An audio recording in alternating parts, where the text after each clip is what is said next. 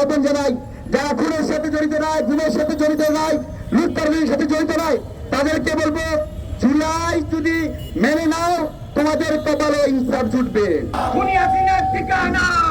গণহত্যার বিচার এবং ফ্যাসিস্ট শেখ হাসিনার ফাঁসির রায় বাস্তবায়নের দাবিতে বাংলাদেশ ছাত্র অধিকার পরিষদ কেন্দ্রীয় সংসদ কর্তৃক আয়োজিত আজকের এই বিক্ষোভ মিছিলে বই আমার মধ্য দিয়ে যে সকল সাংবাদিক ভাইরা উপস্থিত ছিলেন তাদেরকে আমরা ধন্যবাদ এবং কৃতজ্ঞতা জানাচ্ছি। যেহেতু আবহাওয়া বৈরী, যে কোনো সময় আবার বৃষ্টি চলে আসতে পারে, সেই জন্য আমাদের অনেক গুরুত্বপূর্ণ নেতৃবৃন্দ থাকলেও তাদেরকে বক্তব্য দেওয়ার সুযোগ করা হয় নাই। আশা করি আগামীতে তারা বক্তব্য দিবেন। আমাদের বক্তব্য স্পষ্ট। আমাদের সাধারণ সম্পাদক বলেছেন অনেকেই নাকি মেসির মতো কামব্যাক করতে চায়। আমি বলবো ফুটবল খেলা ফুটবল মাঠে, খেলোয়াড়রা সব লন্ডনে, তারা কিভাবে মেসির মতো কামব্যাক করে? এই যে গাল গল্প করে আওয়ামী লীগের যারা নিষ্পাপ নাদান মনে করে আমরা ছেড়ে দিয়েছিলাম তাদেরকে উস্কে দিচ্ছে। আমরা স্পষ্ট বলতে চাই 2024 সালের ছাত্র নাগরিক গণঅভ্যুত্থানে 2000 শহীদের রক্তের বিনিময়ে যে বাংলাদেশ অর্জিত হয়েছে সেখানে কোনোভাবে শেখ হাসিনা ঠাঁই হবে না। এই বাংলাদেশে 30,000 মানুষকে পঙ্গু করা হয়েছে। যতদিন পর্যন্ত ছাত্র অধিকার পরিষদের নেতা কর্মীরা বেঁচে আছে ততদিন পর্যন্ত 56,000 বর্গমানের লাল সবুজের পতাকা তোলে 1 ইঞ্চি মাটিতে আওয়ামী লীগ ছাত্রলীগ যুবলীগের ঠাঁই হবে না। গতকালকে আমরা রয়টার্সে দেখতে পেয়েছি ফ্যাসিস্ট দৈত্য দানব খুনি হাসিনা বলেছেন শেখ হাসিনা আগে বাংলাদেশে আসবে ডিসেম্বরে, কিন্তু তিনি বলে নাই কোন ডিসেম্বরে।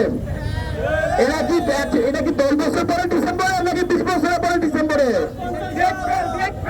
এইসব মাকার ভর মার্কা কথা বলে, উন্মাদের মতো কথা বলে বাংলাদেশে যারা গাঁটটি মেরে আওয়ামী লীগ ছাত্রলীগ যুবলীগ সন্ত্রাসী আছে তাদের জন্য কবর রচনা করবেন না।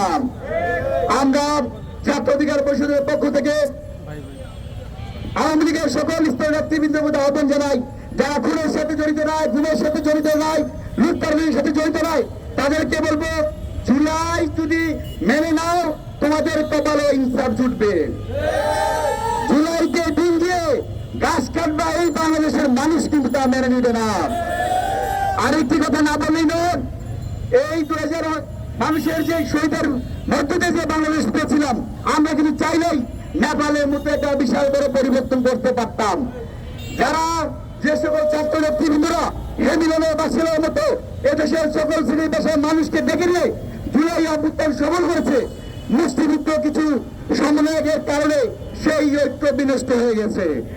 সুতরাং এই জুলাইয়ের ডাক্তার হিসেবে দেশের মানুষ আপনাদেরকেও ক্ষমা করবে না, আপনাদেরকেও শহীদটা ক্ষমা করবে না। যারা আপনার মৃত্যুবরণ করে হসপিটালে ছিল তারা আপনাদেরকে ক্ষমা করবে না। সর্বশেষ আমরা কথা বলতে চাই, বর্তমান সরকারের নির্বাচিত সরকার যেহেতু আছে, বিএনপির প্রতি আমরা আহ্বান জানাই। তারেক রহমান বলেছেন তার যে সিট সেটা অনেক বেশি উত্তপ্ত, অনেক বেশি গরম। আমি বলতে চাই মাননীয় প্রধানমন্ত্রী, আপনার সিট শুধু গরম নয়, এখানে শহীদদের রক্তে ভেজা অবস্থায় হয়ে গেছে। যারা আজকে বিভিন্ন দেশে ছিল, কেউ ভারত থেকে এসে স্বরাষ্ট্রমন্ত্রী আছেন, কেউ জামাতের কনভেনশনে থেকে ফাঁসির কাছে জুলাইয়ের জন্য দিনক্ষণ করছিলেন, তারাও আজকে এমপি মন্ত্রী আছেন, তাদেরকে স্মরণ করে দিতে চাই।